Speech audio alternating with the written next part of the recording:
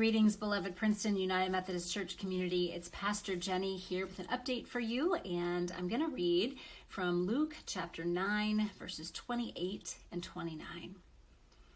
Now, about 8 days after these sayings, Jesus took with him Peter and James and John and went up on the mountain to pray. And while he was praying, the appearance of his face changed, and his clothes became dazzling white. This is the word of life. Thanks be to God. Before I talk about this scripture passage, I just wanted to say thank you. Bobby and Elliot and I took this past weekend. It was a long weekend for Elliot at school, and so we took the opportunity to go play in the snow a little bit and to get a little bit of family time and rest time and relaxation time. And I thank you for that. I know you were in good hands while I was away. But also hope that you are also finding ways to play and to rest and rejuvenate.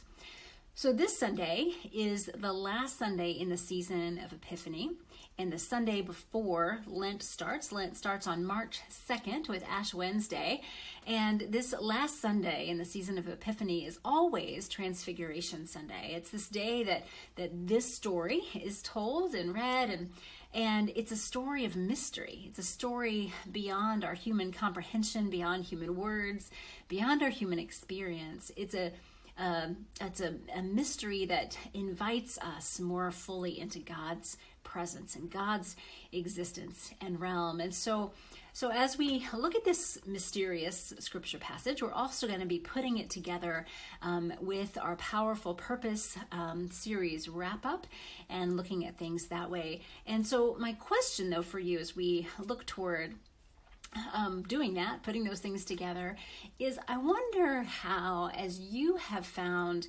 your way into more of your powerful purpose, whether it's recently or in previous experiences, what has changed? How have you been different because of those experiences? And how have other people seen that change in you? One of the things that happens a lot, especially when we're talking about our call or vocation to ministry, but I think this is true regardless, but in our ministry vocation work, we talk a lot about an outward call and an inner call, that there's something has to come from within the person who's being called. The person being called has to recognize gifts and have some sense that they're being drawn to a certain direction. Again, this applies not just to ministry, to ordained ministry, but to all types of ministry and all kinds of vocations and callings. We have to have some sense, the person who's being called has that sense, but there's also affirmation of that from other people.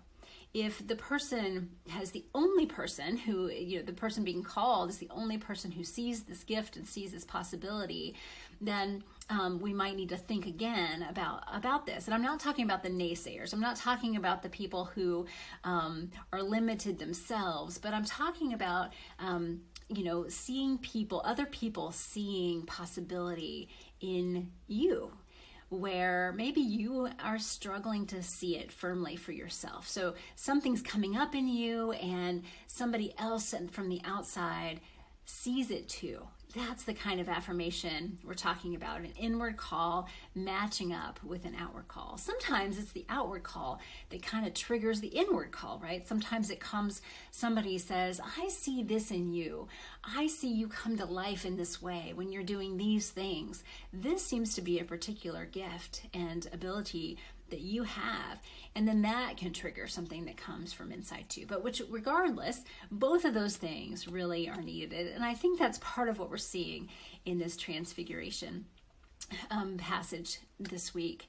So I wonder how that's been true in your life.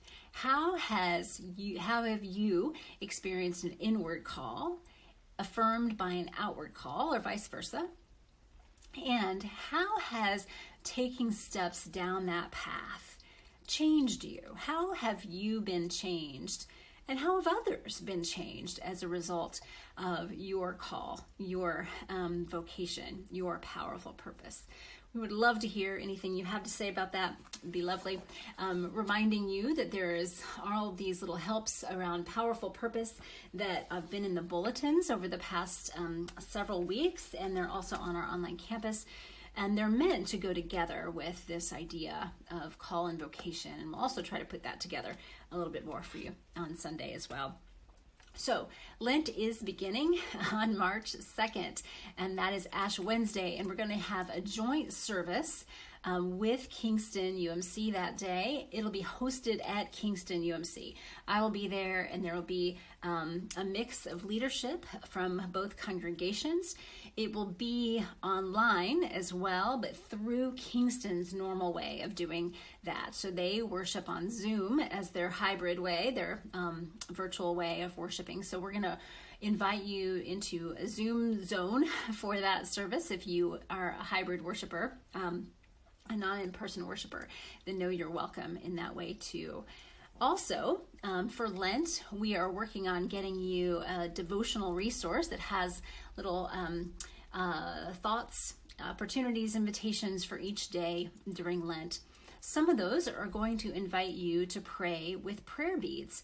This is not required. You do not have to use prayer beads or any form of them at all, but if you are curious and would love to try something new out perhaps, or maybe you are very familiar with prayer beads, but maybe a different form, then this is an opportunity for you. This is an example of a set of prayer beads, the kind that we're going to be looking at.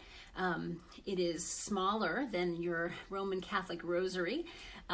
It's got a little bit different configuration.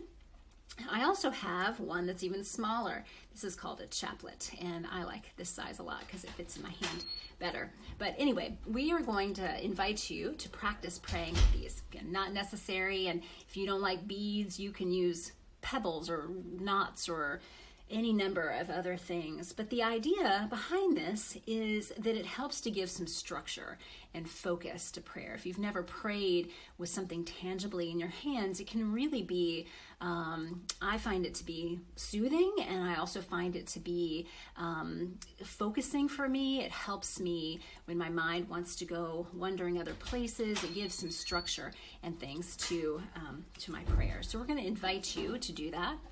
To that end, we are going to have a workshop of making prayer beads. My friend Kristen Vincent, this is her ministry. She has a ministry that involves prayer beads, and she's written about it. She studied it. She offers workshops all over for this. So she's going to be giving us a virtual workshop. You can come together in some various places to experience that virtual workshop together. So you can meet at the church at Kingston. Gather with some of your own friends or connections then, and we will be happy to share in this practice together. Lots of good things are coming, and so we're also going to be focusing throughout Lent on forgiveness. And there are people here. I'm going to stop the video in just a second, but there are some other voices you're hearing here. We're getting a door fixed, so we're going to be looking at forgiveness over the whole course of Lent. Forgiveness, receiving God's forgiveness, understanding more deeply, receiving God's forgiveness and release more fully.